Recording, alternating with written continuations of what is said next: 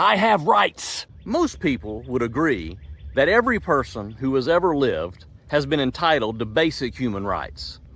But due to pride, I would say, and even laws, throughout the ages, there has been an increasing sense of rights by most people. It's true that law can and does entitle certain people to certain rights. And when we fall into a group entitled as such, we certainly have the right to defend and demand our rights. As those of a higher calling, however, I think it's important that we look at this from a different angle.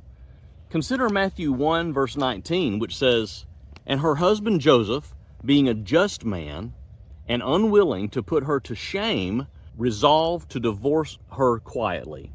This is referencing Joseph, Jesus' earthly father, and the woman mentioned, of course, is Mary, his mother. You may be asking, well, what does this verse have to do with rights? Well, you see, at the time, which was around 5 BC, Joseph, being a Jew, was living under Mosaic law. As other law systems, this law gave certain rights to certain people. We can read in the books of Deuteronomy and Numbers that adulterous women, depending on the situation, could be divorced, cursed, or even put to death. And most of the time, this would have been discovered by her husband, or her fiance, as we might call it.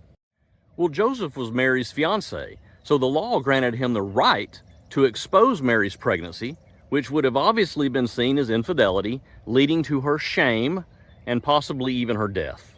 But Joseph didn't exercise that right. Why? Well, because it says he was a just man and unwilling to put her to shame. This shows that he had two things. He had regard for someone other than himself, and on top of regard, he had compassion and mercy. So not only do we see an example of someone choosing not to exercise their right, we also see the motivation behind that choice. Demanding my rights can sometimes be selfish and devoid of mercy and compassion.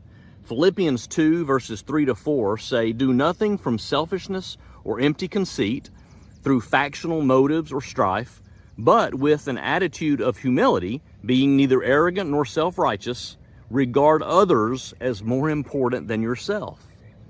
The Legacy Standard Bible renders that as not merely looking out for your own personal interests, but also for the interests of others.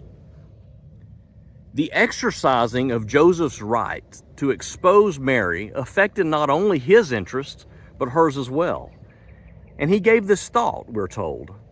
I wonder what he was thinking. Well, obviously he was thinking about the law. He was probably thinking about his rights. But more importantly, he was obviously thinking about her well-being. It can be so hard to take our mind off of ourselves and put it on someone else, especially when that involves our interests and our happiness. Jesus was all about this. It actually was the foundation for his reason in becoming human.